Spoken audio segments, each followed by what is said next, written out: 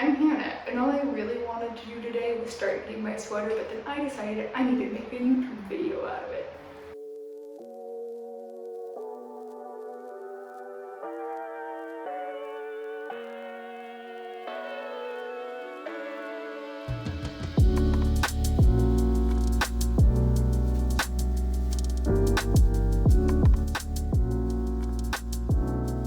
Hi, my name's Hannah, and I chose the hottest day of the year to start my next sweater project.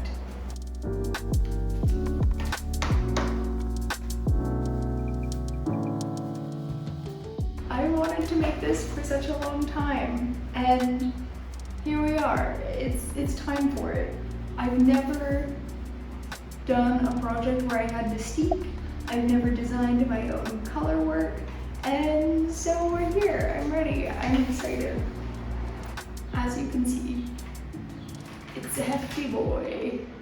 That's because there's so much in here. I don't know if any of you have had the chance to look through it, but she's got lots of measurements, patterns, different ways of doing things, top down, bottom up. I think mine is going to be top down, just that's my personal preference. And I'm gonna make a cardigan, which means steeking. So that'll be exciting. I've never done my own color work before. I have done color work before, but I've never designed something that was really my own. And so, as you can see here, I've got all of these beautiful yarns. I had a mini subscription with my local yarn store, and so these minis are the result of 8 months of collecting.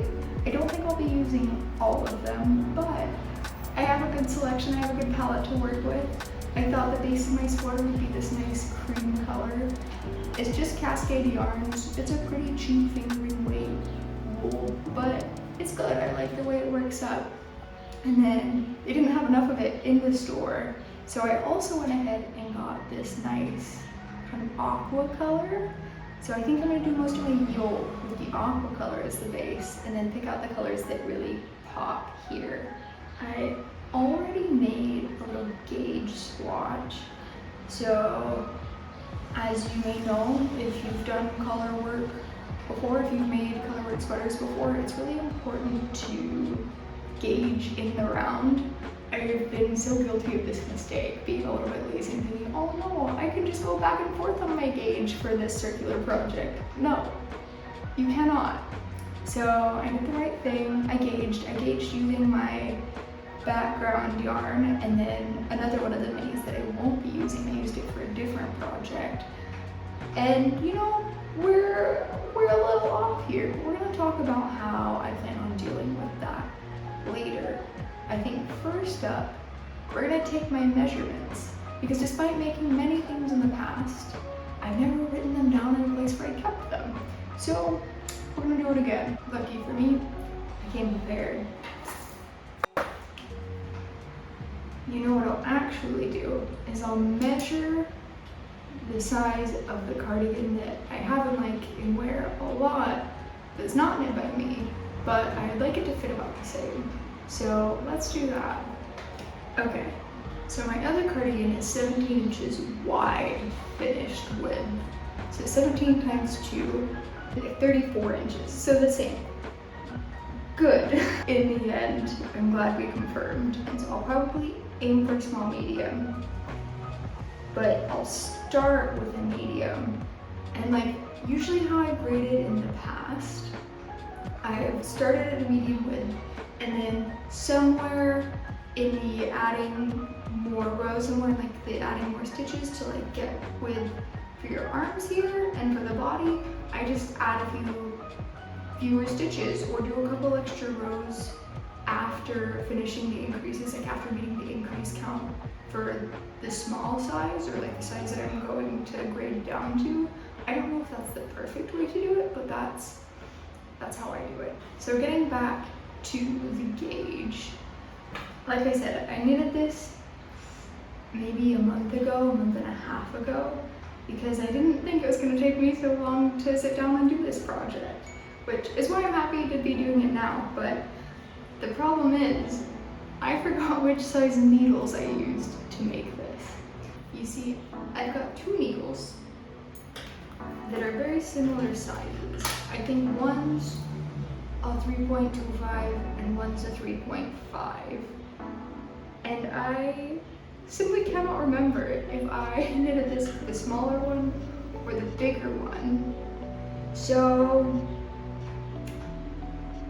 we're gonna just wing it. Okay, so I just did a bunch of math. I'm not sure if any of it's right because my gauge is a little too tight. I don't have other needles. I'm not gonna buy other needles. It's a thing that's happened in the past. I usually just go up a couple sizes. So I've decided, finally, I'll start out with a medium large, scale down to a medium. I've got the numbers all right here. And so now, I think because it's late on a Friday and I have been working hard all week, I just want to draw a little bit. And so I'm gonna do some sketches of what I hope my sweater might look like, some inspiration, and then I'll make a pattern from that tomorrow.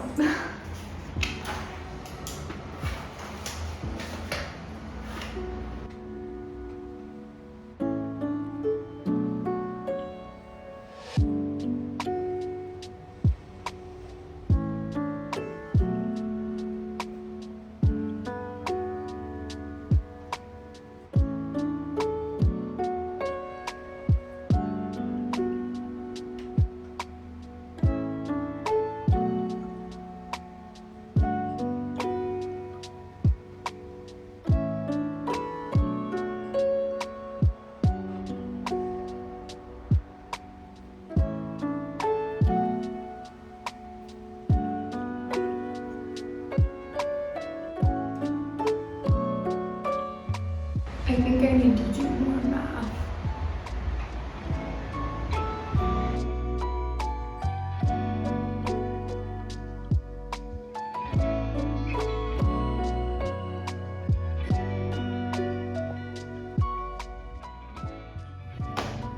Okay, so it's day 3 of this project and I already messed up. So I thought I'd share with you and then we can rejoice together in the ripping out of what I already did. So as you can see here, I knit a bit of the neckband. I was designing for a couple hours yesterday, trying to figure out where to put all the pixels and the colors, trying to figure out what pattern I wanted to do.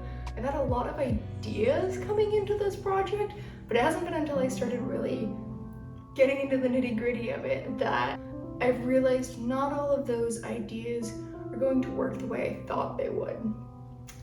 And so instead of putting hours and hours into designing something for a very specific number of stitches, I thought maybe I should double check my gauge because it is a little questionable and then go from there, and I can go back to the design that I started, or I can edit it and make it into something new.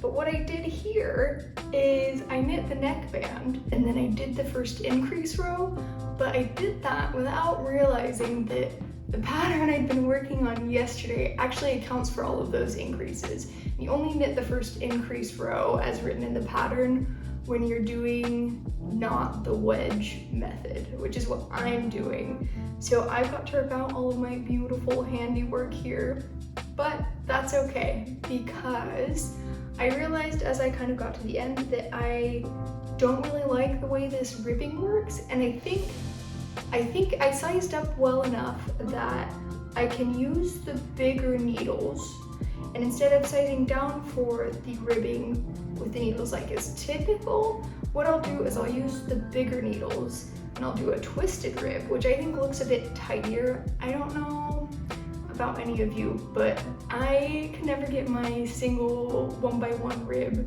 to look as nice as I want it to. But for now, first step here is ripping it out, taking it off the needles.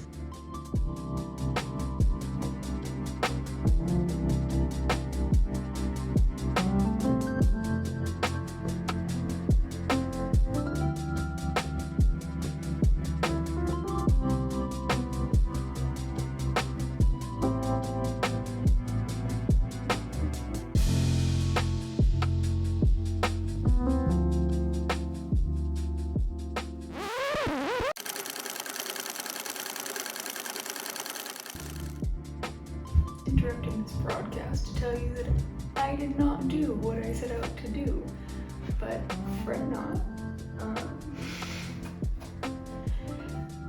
I did start something else when I was looking for inspiration for the color work, which I was really struggling to come up with. Even though I had ideas, they just didn't seem to be working out. Pinterest thankfully showed me a sweater pattern that I actually already owned, and it's perfect for my needs, and I think I can make it a bit special. So we're gonna try that. I'm not gonna tell you what it is right now because it's a surprise for the next video of me trying to make a cardigan. So thank you for watching. We'll see you in the next one. Bye!